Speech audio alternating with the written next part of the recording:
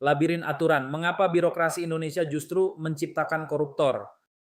Pernahkah Anda bertanya-tanya, mengapa untuk urusan sederhana seperti izin usaha saja, kita harus melewati meja yang jumlahnya lebih banyak daripada jari tangan kita? Di Indonesia kita tidak kekurangan aturan. Justru sebaliknya, kita kelebihan aturan. Ada UU, peraturan pemerintah, perpres, permen, hingga perda yang seringkali saling bertabrakan. Dampaknya, bagi pengusaha ini adalah mimpi buruk. Bagi warga biasa ini adalah pusing tujuh keliling. Tapi bagi oknum nakal, kerumitan ini adalah tambang emas.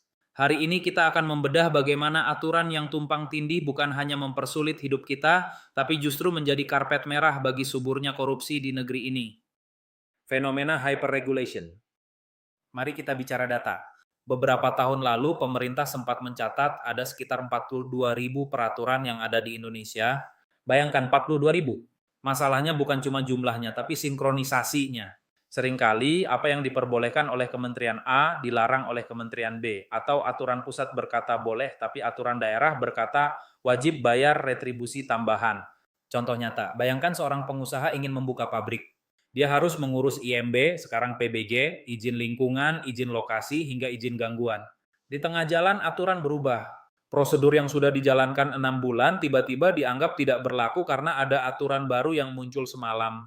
Inilah yang disebut labirin regulasi.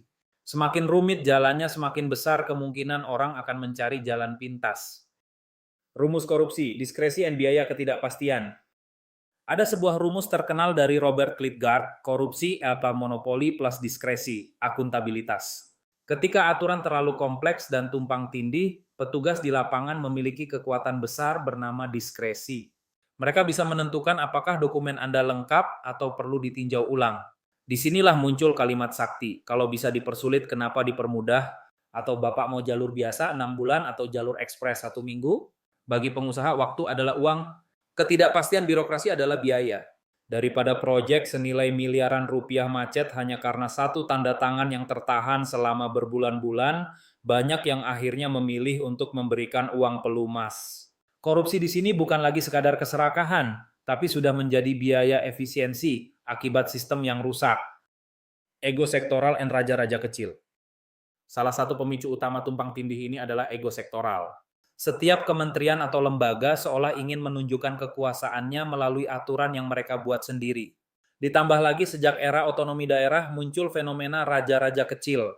Pemerintah daerah seringkali membuat aturan yang kontradiktif dengan pemerintah pusat hanya untuk meningkatkan pendapatan asli daerah, PAD, atau sekadar menunjukkan eksistensi. Akibatnya, investor asing lari ke negara tetangga seperti Vietnam atau Thailand yang aturannya lebih ringkas. Rakyat kecil yang mau buat UMKM tercekik izin yang berbelit-belit. Akhirnya banyak usaha yang memilih tetap menjadi informal atau ilegal karena menjadi legal itu mahal dan melelahkan. Solusi atau sekadar gimmick? Pemerintah bukan tidak tahu masalah ini. Lahirnya UU Cipta Kerja, Omnibus Law, dan sistem OSS adalah upaya untuk memangkas kerumitan itu.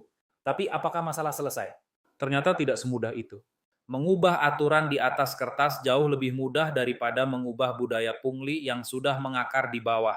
Sistem digital seringkali masih membutuhkan verifikasi manual yang ujung-ujungnya kembali ke tatap muka dan negosiasi di bawah meja. Reformasi birokrasi sejati bukan cuma soal memotong jumlah pasal, tapi soal transparansi total dan meminimalisir interaksi manusia yang memberi celah pada suap. Menuntut sistem yang memanusiakan. Pada akhirnya aturan dibuat untuk menciptakan ketertiban, bukan kerumitan yang diperjualbelikan. Selama sistem kita masih tumpang tindih, selama itu pula korupsi akan punya ruang untuk bernapas. Kita butuh aturan yang sederhana, sinkron, dan pasti. Karena kemajuan sebuah bangsa tidak diukur dari seberapa banyak undang-undang yang dibuat, tapi dari seberapa mudah rakyatnya bisa hidup dan berkarya dengan jujur tanpa harus menyuap hak mereka sendiri. Bagaimana pengalaman Anda dengan birokrasi di Indonesia? Pernah terjebak di dalam labirin yang sama? Tulis pendapat kalian di kolom komentar. Dan jika Anda ingin terus membedah sisi gelap sistem dan memahami bagaimana korupsi tumbuh subur dari celah regulasi, subscribe channel ini sekarang juga. Di negeri dengan ribuan aturan yang tumpang tindih, kejujuran seringkali menjadi jalan yang paling mahal, sementara suap menjadi biaya efisiensi yang paling masuk akal.